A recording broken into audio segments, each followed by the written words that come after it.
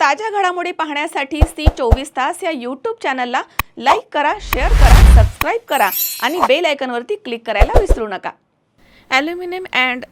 Aluminium sand casting क्षेत्रामधील आघाडीची company तौराल India आणि उद्योजकांना ग्रामीण भारताशी जोडू पाहणारे उद्योजक ॲल्युमिनियम मॅन ऑफ इंडिया अशी ओळख असलेले भरत गीते यांची यशोगाथा जगामधील प्रतिष्ठित शैक्षणिक संस्थांपैकी एक असणाऱ्या अमेरिकेमधील हार्वर्ड बिझनेस स्कूलच्या केस स्टडीमधनं मांडण्यात आली आहे. या माध्यमामधनं तौराल इंडिया जागतिक स्तरावरती अभ्यासल्या जाणाऱ्या निवडक कंपन्यांच्या यादीमध्ये स्थान मिळवणारी कंपनी ठरली आहे. ही केस स्टडी तौराल इंडियाचे संस्थापक आणि मुख्य कार्यकारी अधिकारी भरत गीते यांच्या नेतृत्वाखाली उभारलेल्या उच्च प्रिसिजन ॲल्युमिनियम कास्टिंग व्यवसायाच्या प्रवासावरती आधारित आहे.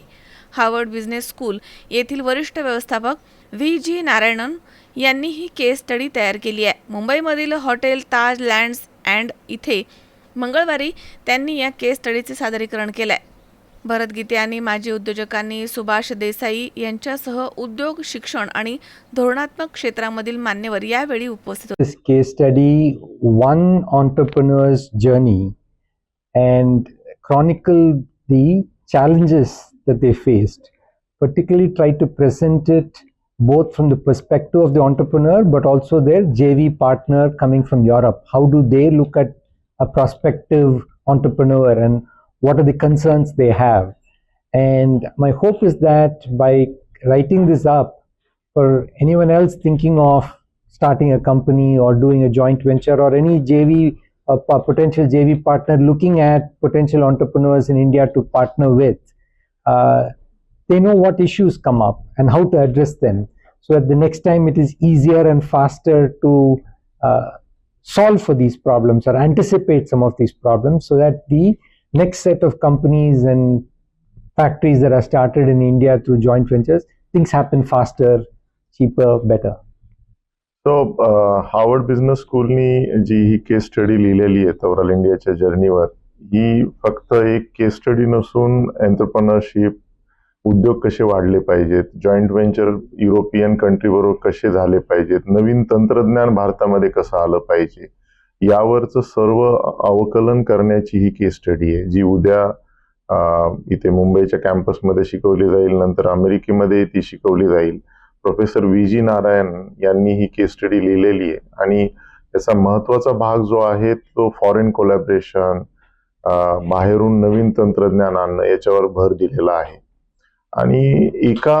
एंटरप्रेन्योरची ही स्टोरी आहे ज्याच्यामध्ये फर्स्ट जनरेशन काही बॅकग्राऊंड नसताना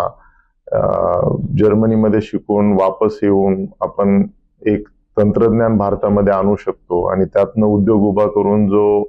हजारो लोकांना रोजगार उपलब्ध करून देऊ शकतो, यावरची ही एक केस स्टडी आहे, जी पुढच्या काही जनरेशनसाठी, पुढच्या काही काळामध्ये असे अनेक एक्झाम्पल घडावेत, असे अनेक उदाहरणं घडावेत आणि त्यातनं भारताचं जे स्वप्न आहे की भारताची इकॉनॉमी ही 5 ट्रिलियन व्हावी आणि पुढे 10 ट्रिलियन पर्यंत जावी, यासाठी हा उद्योग आणि हे जे उदाहरण आहे हे पुढच्या पिढीला प्रेरणा देईल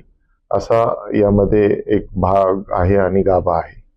सो ये जो केस स्टडी लिखी गई है तौराल इंडिया के जर्नी के ऊपर, हार्वर्ड बिजनेस स्कूल के प्रोफेसर वी नारायणन जिन्होंने ये केस स्टडी लिखी है,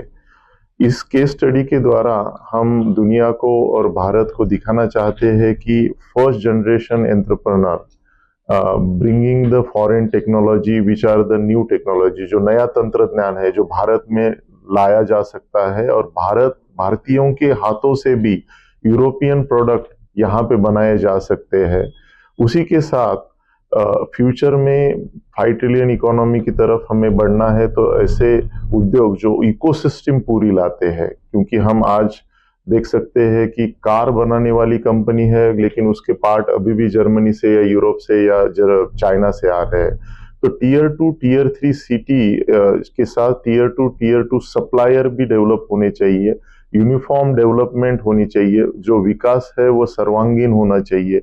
भारत में हर गांव तक, हर विलेज तक, हर डिस्ट्रिक्ट तक नए प्रोडक्ट, नए इनोवेशन आने चाहिए, उसके बारे में इस केस स्टडी पे लिखा गया है. अमोल उदमले, सी 24 तास, पुणे.